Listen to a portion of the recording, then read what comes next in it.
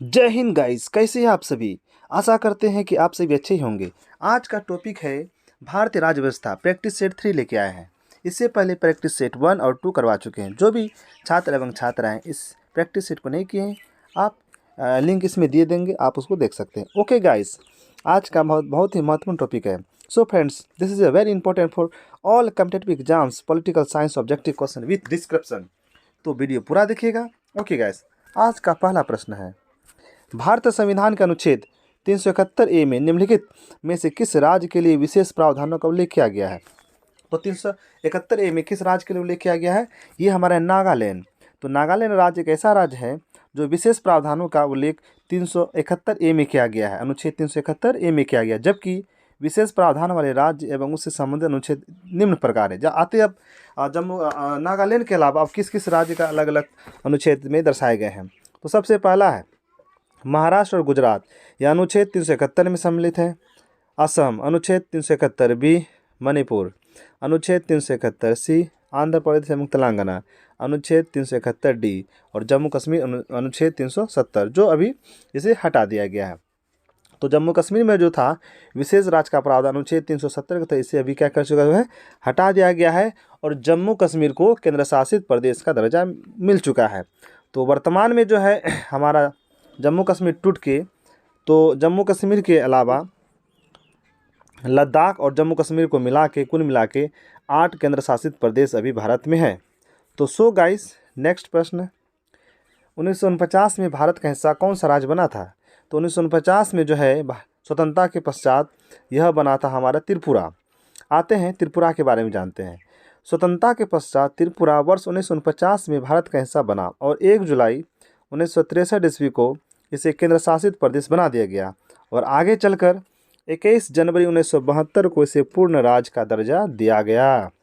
तो गाइस, आपको 1972 से 3 राज्य का नाम जानना है, त्रिपुरा, मेघालय और मणिपुर। तीनों राज्य को 1972 में पूर्ण राज्य का दर्जा मिला था। त्रिमेघमणि, त्रिपुरा, मेघालय और मणिपुर। तो त्रिपुरा, मेघालय और मणिपुर को पूर्ण राज्य का दर्जा 1972 में प्राप्त हुआ था। ओके गाइस, इसके अलावा है 1987 में, तो 1987 में हमारा है अरुणाचल प्रदेश, मिजोरम और गोवा। ये 3 जो राज्य हैं हमारे 1987 में से पूर्ण राज्य का दर्जा मिला था। अरुणाचल प्रदेश, मिजोरम और गोवा। 1972 में सिक्किम, त्रिपुरा और मणिपुर, त्रिमेघमणि। ओके गाइस, आगे बढ़ते हैं। भारतीय संविधान के निम्नलिखित में से कौन सा भाग केंद्र शासित प्रदेशों से संबंधित है। ये भाग 8। भारतीय संविधान के भाग 8 में अनुच्छेद 239 से 241 तक केंद्र शासित प्रदेश तथा प्रशासनिक व्यवस्था का प्रावधान है। किस अनुच्छेद में व्यवस्था का प्रावधान है। भाग 8, संविधान के भाग 8 अनुच्छेद 239 से 241 तक। ओके, नेक्स्ट, 21 जनवरी 1972 को किस राज्य का गठन किया गया था। तो ये हमारा मेघालय। तो अभी हम आपको बताएं कि 1972 में त्रिपुरा, मेघालय और मणिपुर। ओके गाइस, यहाँ जो ऑप्शन ए तेलंगाना है, इसका 2 जून 2014 में स्थापना हुआ था। उड़ीसा 1936 और गोवा 1987, जैसे कि यहाँ पे आपका डिटेल में दे भी दिया गया है।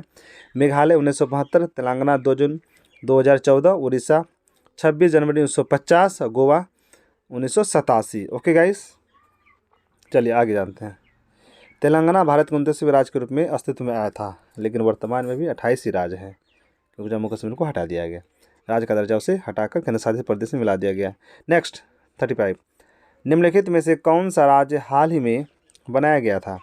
तो हाल ही में तेलंगाना, जो 2 जून 2014 को आंध्र प्रदेश से अलग कर तेलंगाना राज्य गठन किया गया था। यह भारत का 29वां राज्य है। हैदराबाद को 10 साल के लिए तेलंगाना आंध्र प्रदेश की संयुक्त राजधानी बनाया गया। आंध्र प्रदेश की कई राजधानी के रूप में अमरावती को विकसित किया जा रहा है। वर्तमान स्थिति के अनुसार जम्मू कश्मीर से जुड़े अन्य 35 ए और अनुच्छेद 370 को समाप्त कर जम्मू कश्मीर को 2 भाग कश्मीर और लद्दाख में बांटकर केंद्र शासित प्रदेश बना दिया गया है। और वर्तमान में भारत में 28 राज्य और 8 ही केंद्र शासित प्रदेश हैं। ओके गाइस, दादर व नगर हवेली और दमन व दीव को मिला के संयुक्त रूप से एक बना दिया गया है। यह 26 जनवरी 2020 का बात है। ओके गाइस, 26 जनवरी 2020 के आसपास जो है 2 केंद्र शासित प्रदेश को मिला जाएगा। तो यहाँ पे आपका फॉल्ट है, 8 ही केंद्र शासित प्रदेश होगा।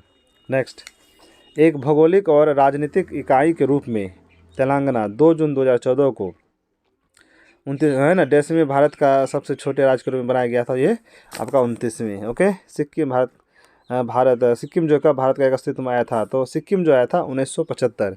36वें संविधान संशोधन, ये 35वें लिख दिया गया है गाइस। तो हाँ यस, 35वें संविधान 1974 के द्वारा सिक्किम को यह राज्य का दर्जा दिया गया, परंतु 36वें संविधान संशोधन 1975 के द्वारा सिक्किम को पूर्ण राज्य का दर्जा दिया गया। बहुत ही मोस्ट इंपॉर्टेंट प्रश्न है, किस संविधान संशोधन के द्वारा सिक्किम को पूर्ण राज्य का दर्जा दिया गया? तो 36वें संविधान संशोधन 1975 के द्वारा, 36वें संविधान 1975 के द्वारा। ओके गाइज, नेक्स्ट, किस वर्ष गोवा को महाराष्ट्र के साथ विलय करने का विकल्प दिया गया था? तो यह 1967 में दिया गया था, परंतु श्रीमती इंदिरा गांधी के प्रधानमंत्री तत्काल में गोवा ओपिनियन पोल करवाया। यह संपूर्ण देश में करवाया गया। यह प्रथम ओपिनियन पोल था जो गोवा के महाराष्ट्र में विलय के विरुद्ध था। ओके गाइज, संविधान के निम्न में से किस अनुच्छेद में कौन सा हमें समानता का अधिकार देता है? तो समानता का अधिकार देता है अनुच्छेद 14 से 18। यह मौलिक अधिकार के एक अंग है ना। टोटल भारत में कितने मौलिक अधिकार है? तो 6 है, तो उसमें समानता का अधिकार भी है जो अनुच्छेद 14 से 18 तक है। यह अधिकार अमेरिका के संविधान से लिया गया है ना, जो भाग 3 में है, जिसे भारत का मैग्ना कार्टा कहा जाता है, इसे अधिकार पत्र कहा जाता है। तो मौलिक अधिकार कहाँ से लिया गया? अमेरिका के संविधान से लिया गया है।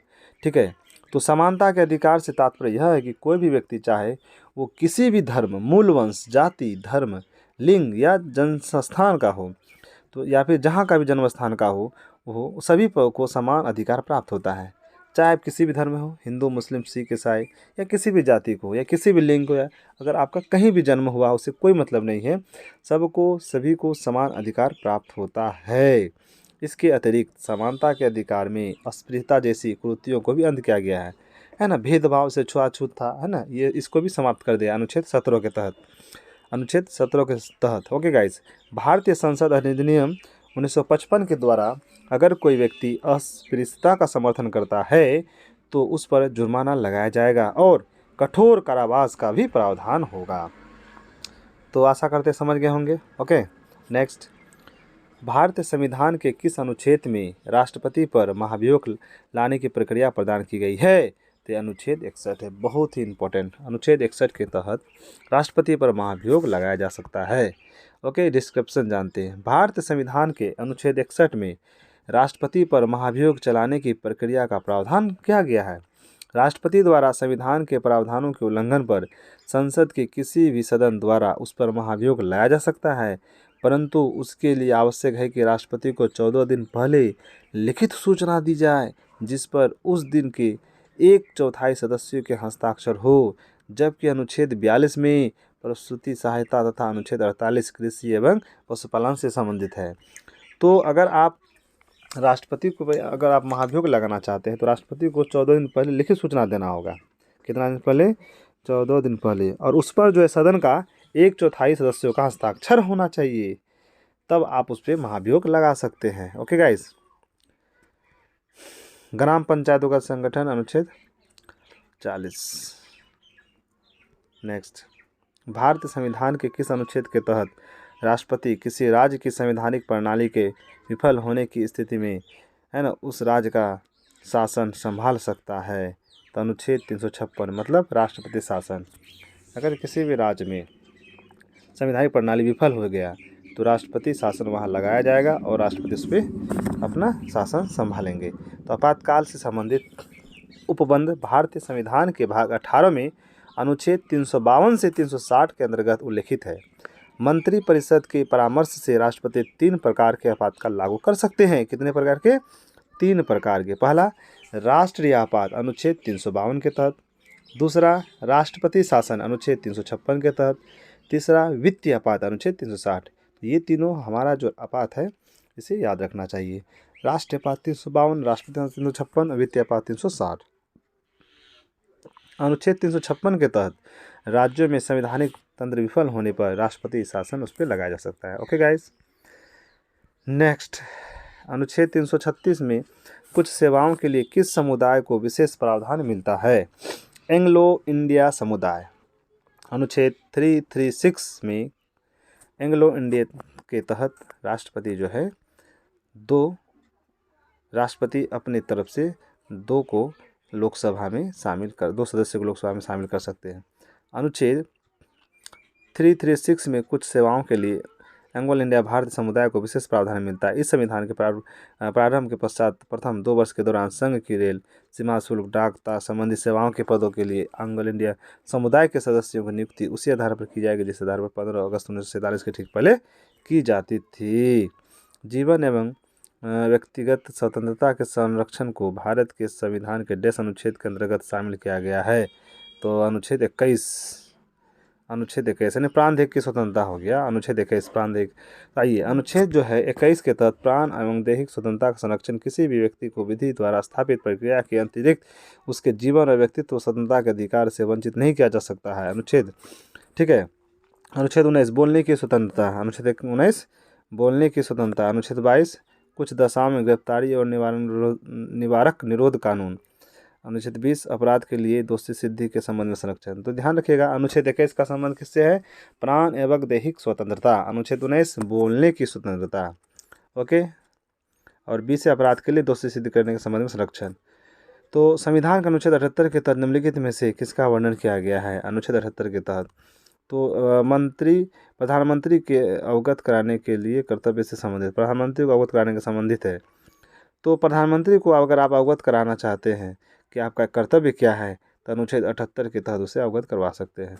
अनुच्छेद 78 के तहत प्रधानमंत्री का यह कर्तव्य होता है कि संघ के कार्यकलाप के प्रशासन संबंधी और विधान विषयक प्रस्थानों संबंधी मंत्रिपरिषद के सभी निश्चय राष्ट्रपति को सूचित करे तथा जानकारी राष्ट्रपति से मांगे। भारत संविधान के निम्नलिखित में से किस भाग के अंतर्गत अनुच्छेद 36 से 51 सूचीबद्ध किए गए हैं? तो यह है राज्य के नीति निर्देशक तत्व। तो राज्य के नीति निर्देशक तत्व आयरलैंड के संविधान से लिया गया है। मौलिक कर्तव्य रूस के संविधान से लिया गया है। तो डी में जो है राज्य के नीति निर्देशक तत्व कहाँ से लिया गया है? आयरलैंड के संविधान से। और सी में जो मौलिक कर्तव्य है रूस के संविधान से। तो राज्य के नीति निर्देशक तत्वों को संविधान के भाग 4 में अनुच्छेद 36 से 51 तक में शामिल किया गया है। यह बाध्यकारी नहीं है, कोई भी इसे लेकर न्यायालय नहीं जा सकता है। राज्य के नीति निर्देशक तत्वों को आयरलैंड के संविधान से लिया गया है।